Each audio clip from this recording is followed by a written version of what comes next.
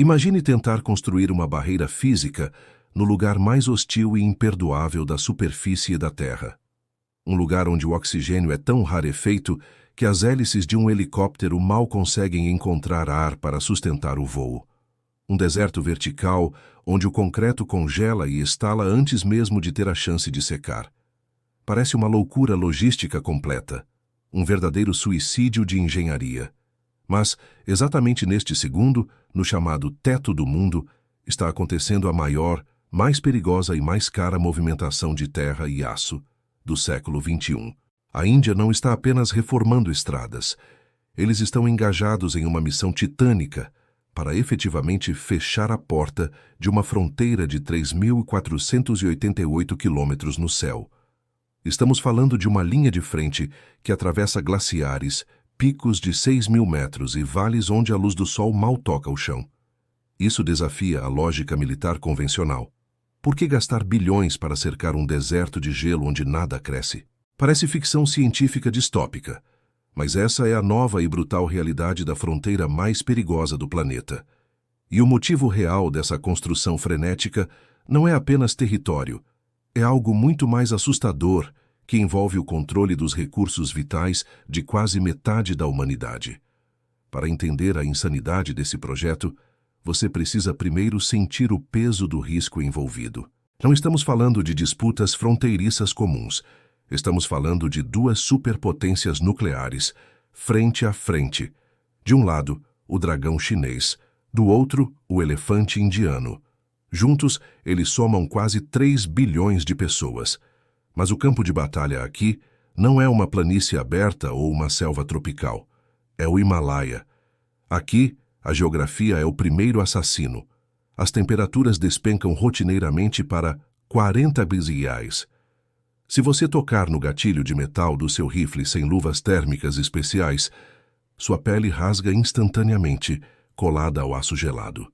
Durante décadas, essa fronteira foi definida por uma linha imaginária e mal traçada chamada LAS, a linha de controle real.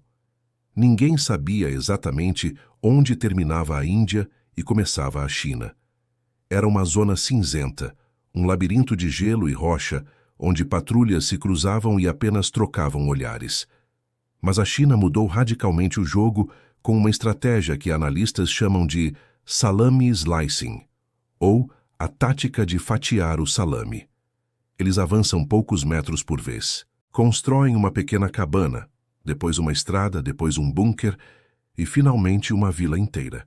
Quando você percebe, o território mudou de dono sem uma guerra declarada. Eles começaram a construir pistas de pouso e bases militares permanentes onde antes só existiam cabras montesas e monges. Se a Índia não responder agora com concreto e aço, eles perdem o controle estratégico de toda a Ásia. Além disso, existe o pesadelo do corredor de Siliguri, ou o pescoço de galinha, um trecho de terra de apenas 22 quilômetros de largura que conecta a Índia ao seu extremo leste. Se a China avançar o suficiente no Himalaia, eles podem cortar esse pescoço, isolando milhões de indianos do resto do país.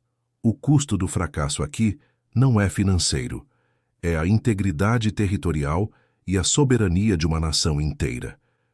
Durante anos, a estratégia de defesa da Índia foi baseada em uma premissa surpreendente e, olhando hoje, ingênua: a estratégia do não faça nada.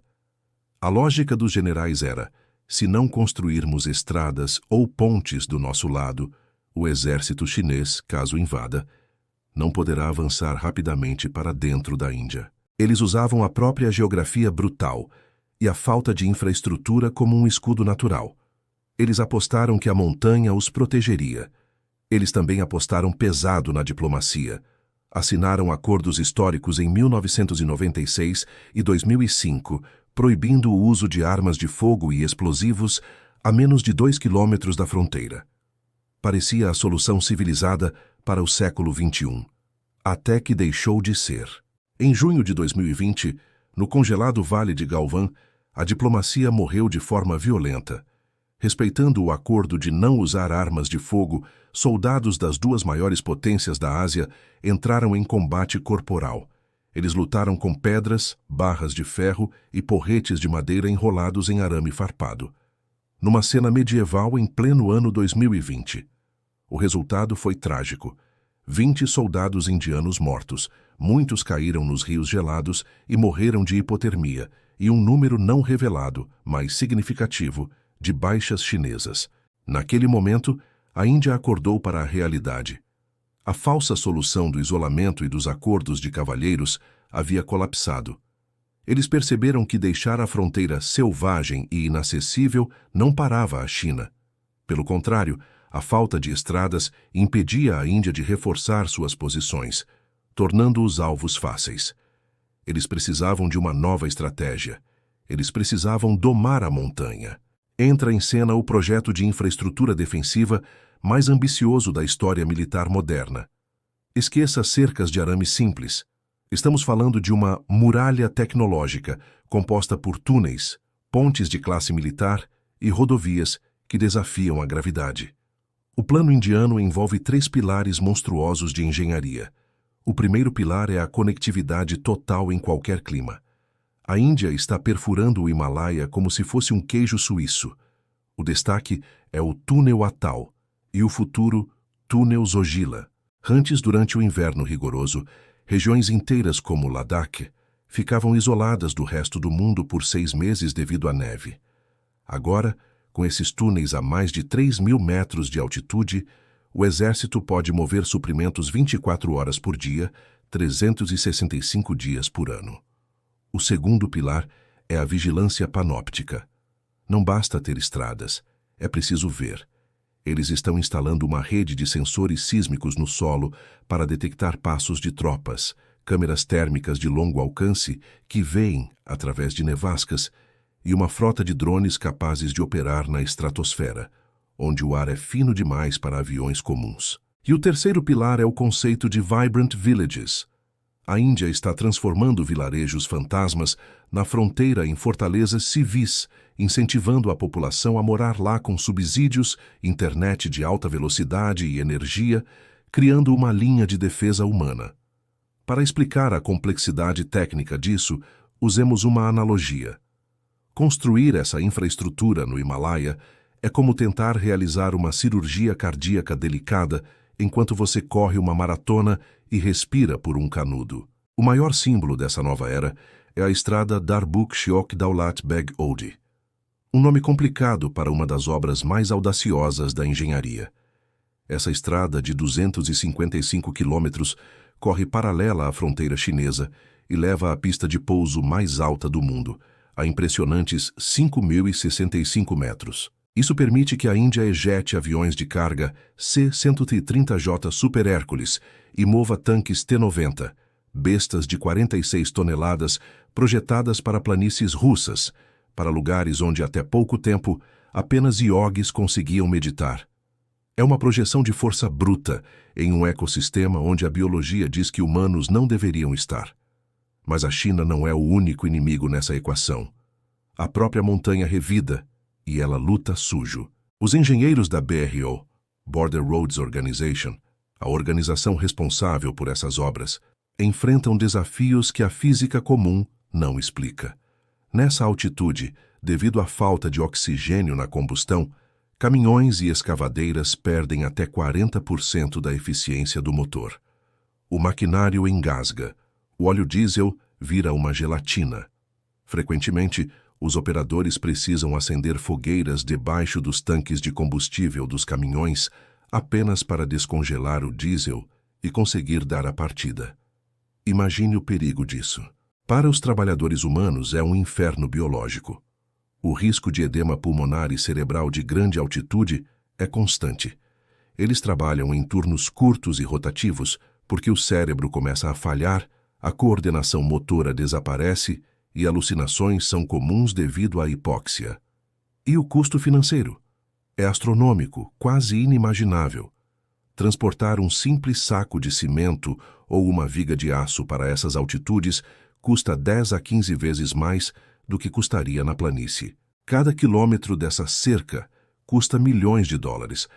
E o pior, a natureza tenta destruir o trabalho todos os anos, Estradas construídas arduamente no verão são frequentemente lavadas por deslizamentos de terra ou soterradas por avalanches no inverno.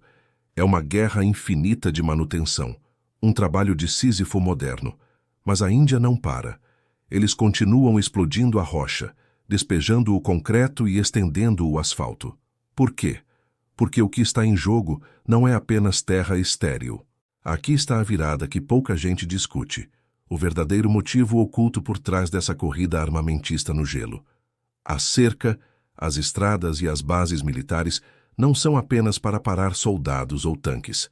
São para proteger a água. O Himalaia é conhecido como a caixa d'água da Ásia, ou o terceiro polo. Os grandes rios que alimentam a agricultura e a vida na Índia, como o sagrado Brahmaputra, nascem no Tibete, no lado controlado pela China. Existem planos e rumores consistentes de que a China pretende construir mega-barragens no curso superior desses rios. Projetos que fariam a barragem das Três Gargantas parecer pequena. O objetivo? Controlar o fluxo hídrico. Isso dá a Pequim um poder apocalíptico. Se a China fecha a torneira durante a seca, a Índia seca e passa fome. Se eles abrem as comportas de repente durante as monções, a Índia inunda e cidades são varridas. Essa construção frenética no topo do mundo é a preparação para a verdadeira guerra do futuro. Não por ideologia, não por ouro, mas pela guerra da água. A Índia está correndo contra o tempo, para garantir que quando a água doce se tornar o recurso mais valioso que o petróleo, eles tenham o terreno alto, a logística e a força militar para defendê-la. Eles estão construindo hoje para sobreviver amanhã. A pergunta perturbadora que fica é: essa muralha do Himalaia vai ser suficiente para impedir um conflito, ou ela é apenas o estopim acelerado para a primeira grande guerra climática travada no teto do mundo? Me diz aqui nos comentários. Você acha que é possível defender uma fronteira onde nem o oxigênio ousa ficar, ou a natureza vai acabar vencendo essa disputa no final?